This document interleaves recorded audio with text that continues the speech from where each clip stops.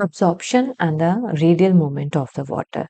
Now, with this particular sentence, or we can say the two words are there, the absorption is there and the radial movement of water. Okay, so it just like we drink the water and then it is moved around our body. Similarly, the absorption of water is particularly done in the plant by the root system.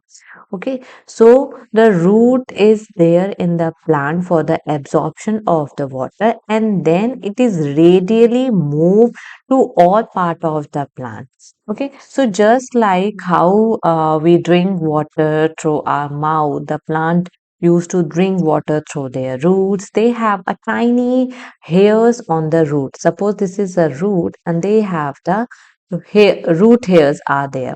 Okay, so these are the root hair. So these are the tiny hairs which are present in the root and that soak up the water from the soil.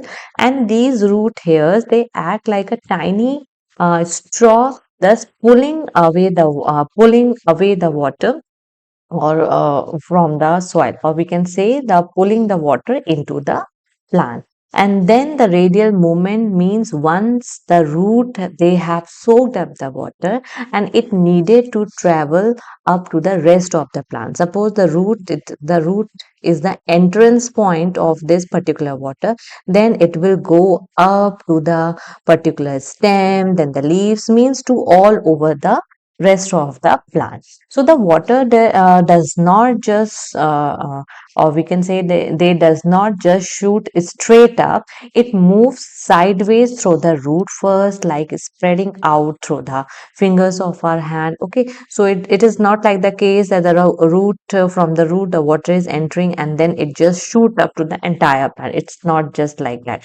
First the water will spread like this to the sideways through the root and like this spreading through our fingers of our hand, and then this sideway movement is called as the radial movement. Okay, suppose this is a some particular point of absorption or point of entrance, then radially movement means to all direction like this. It is radially moved to all part of the plant. Okay, so in this way this helps in the water reaching the all part of the plant evenly. So in simple term we can say that the absorption and the radial movement of the water is how the plant used to get their water from the soil and spread it in throughout their body to stay healthy, hydrated, and that is why it is growing in a big and a strong healthy plant. So the first slide of this particular lecture is the absorption of the water. So I just gave you idea about how the particular water is absorbed in the plant. So it is absorbed by the root, or we can say that the root is the primary absorption site in the plant. And usually it consists of the three main zones. The root are composed of the three main zones, which we'll discuss in a while. It composed of the meristematic zone, elongation zone, and the maturation zone.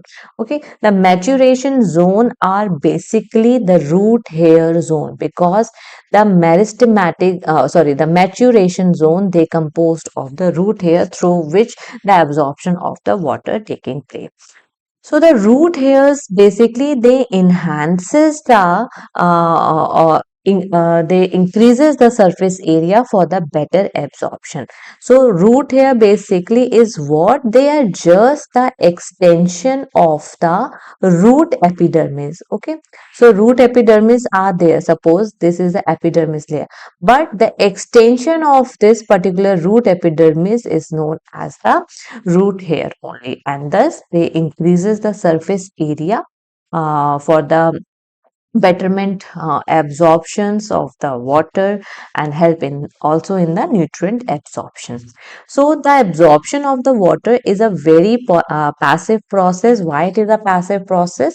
Because it is driven by a pressure. So it is pressure driven process. It is not an active a process and it not active energy required. So it is a pressure dependent process.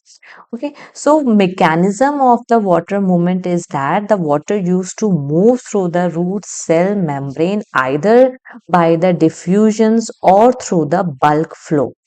Bulk flow means where the diffusion is very a slow process, where a short or we can say the only the smaller portion of the water molecule is getting entry, but by using some channel proteins like the aquaporins, the bulk flow movement is there. Okay, bulk flow, as the name suggests, the bulk or the large number of the water molecule are getting entry inside the particular system.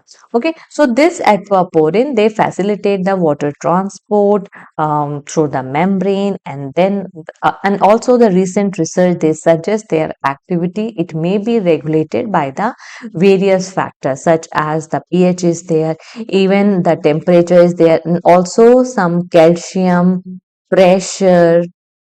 Okay, so these aquaporin are controlled by the various factor. Okay, so we can say that the bulk flow in the soil, or we can say the water moves through the soil primarily by the bulk flow, which is driven by the pressure gradient. It is established by the root water uptake. So the soil water depletion near the root surface. Okay, suppose this is a root area and there is a soil water depletion is there near the root surface. Thus it created a pressure gradient, or we can say the pressure differences is created, and with which the bulk flow is there, and that facilitate the movement of the water toward the root. Okay, and the regulation is there. So this aquaporin is what? It is just a transmembrane protein, like we have discussed in the plasma membrane structure. There are the two types of proteins are there. One is the peripheral protein and second one is the integral membrane protein. So these aquaporins are the integral membrane protein, or we can say the transmembrane protein also, because they are integrated into the membrane, and when these channels are open, there is a easy entrance available for the water in just a one go, because we know that the lipid bilayer, it is hydrophobic in the nature. Obviously the fatty acid tail, it is composed of polar head and the hydrophobic tails are there. So these are the hydrophobic in the nature, so that entrance of the water by a diffusion is a very slow process, but this aquaporin channels, they create a one go and